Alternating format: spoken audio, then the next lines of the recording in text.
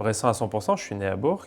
Ma jeunesse, mon enfance était partagée entre le foot et le tennis au Tennis Club de Bourg.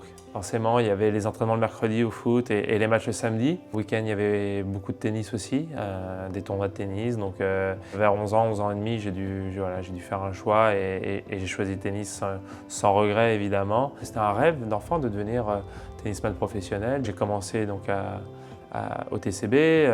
On n'était pas nombreux au départ avec Frédéric Larcher comme entraîneur et qui m'a entraîné de l'âge de 5-6 ans jusqu'à 11 ans, jusqu'à 12 ans, jusqu'à ce que je parte à Poitiers. Je suis Fred Larcher, je travaille au club depuis bientôt 35 ans et je suis membre du club depuis l'âge de 16 ans. Julien, c'est un gamin qu'on voit évoluer au club. C'est un gosse qui est repéré au niveau départemental, qui est repéré au niveau régional ensuite. Puis chemin faisant, en gagnant des tournois, des compétitions, on le détecte aussi au niveau national. Je suis parti très tôt au Tennis Études de Poitiers, après l'INSEP, après le Centre national d'entraînement.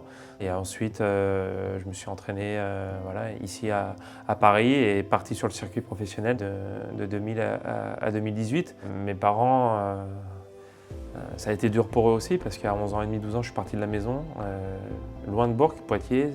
Ça a été dur de laisser partir son petit garçon à ce moment-là.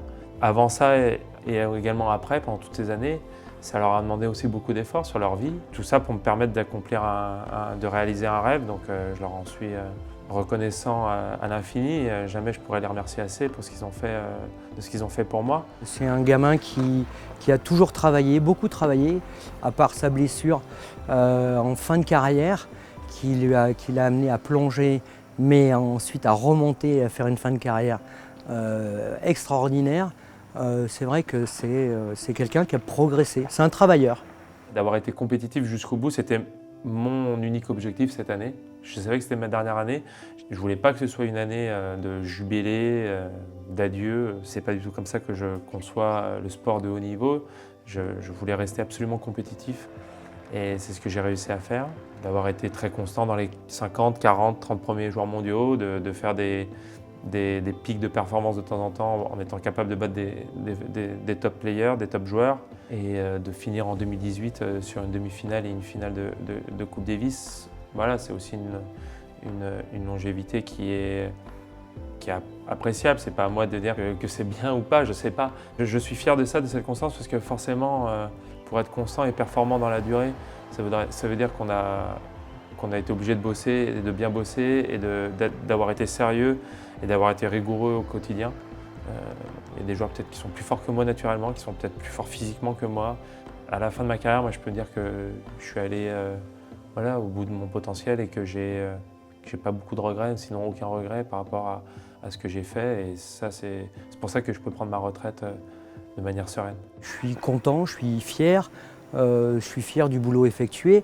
Maintenant, je crois que c'est quand même à lui qu'il faut tisser des lauriers, parce que être doué et ne pas travailler, ne pas avoir envie de s'entraîner, ça rime à rien. Donc on s'aperçoit que pour arriver à haut niveau, il faut être un sacré bûcheur. Au départ, le double m'a aidé dans ma carrière de simple pour progresser dans les aspects du jeu.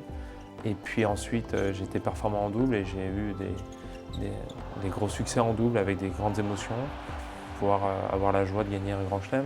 À un moment donné, c'est pas manquer d'ambition que d'être réaliste en se disant ça va être compliqué de gagner un grand chelem en simple, vu les cadors qu'il y a devant. Et en revanche, d'avoir pu accrocher cette ligne à mon palmarès avec en plus Roland Garros à la maison, c'était une joie, une fierté immense. C'était un moment à jamais gravé dans ma mémoire. J'ai toujours entendu parler de lui comme le Bressan. Dans les articles de l'équipe, à la télévision, on parlait du Bressan, Julien Bento, pas du Burgien ou quoi que ce soit, quoi. C'est un Bressan. Je suis né à Bourg, mes parents habitent à Bourg, j'étais à l'école à Bourg, c'est ma ville d'origine. Et c'est pas parce que j'habite à Paris ou que j'ai vécu à Poitiers que je devenais poitevin ou parisien, non, je suis Bressan. C'est un honneur, c'est un vrai plaisir d'être reconnu, entre guillemets, par des gens de là où on vient. Et c'est pour ça que d'être sur la dernière année de ma carrière élu Bressan de l'année, pour moi c'est un peu comme la cerise sur le gâteau.